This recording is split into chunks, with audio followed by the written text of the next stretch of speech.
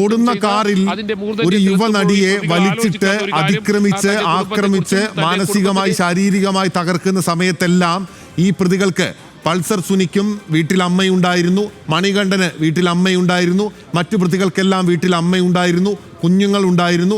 അന്നതവർക്കൊന്നും ഒരു പ്രശ്നമല്ലായിരുന്നു. പശ്ചാത്താപം ഏതുമില്ലാതെ നാടകാന്ത്യം കോടതിക്ക് മുന്നിൽ കീഴടങ്ങാൻ എത്തുമ്പോഴും പൾസർ സുനിക്ക് അമ്മയുണ്ടായിരുന്നു. ജയിൽ ശിക്ഷ അനുഭവിക്കുന്ന കാലത്തും അമ്മയുണ്ടായിരുന്നു. കുറ്റബോധം ഏതുമില്ലാതെ മാധ്യമങ്ങളോട് മറ്റു വർത്തമാനങ്ങൾ പറയുന്ന സമയത്തും ഇവർക്കെല്ലാം അമ്മയുണ്ടായിരുന്നു. അന്നൊന്നുമില്ലാത്ത അമ്മ സ്നേഹം ഇന്നിപ്പോൾ നിയമത്തിൻ്റെ മുമ്പിൽ രക്ഷപ്പെടുന്നതിന് വേണ്ടി മാത്രം എടുത്തുയർത്തുകയാണ് എന്ന കാര്യത്തിൽ ഒരു സംശയവുമില്ല.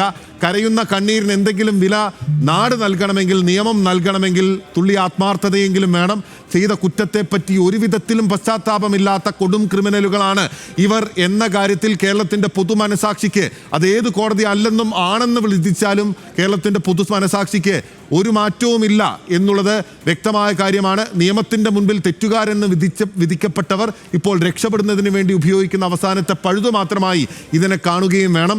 വാദഗതികൾ പുരോഗമിക്കുമ്പോൾ കുടുംബത്തിൻ്റെ കാര്യം പറഞ്ഞുകൊണ്ട് പരമാവധി ശിക്ഷാ ഇളവിൽ നിന്ന് രക്ഷപ്പെടുന്നതിനാണ്, അല്ലെങ്കിൽ ശിക്ഷാ ഇളവ് നേടിയെടുക്കുന്നതിനാണ് ഇവരുടെ ശ്രമം.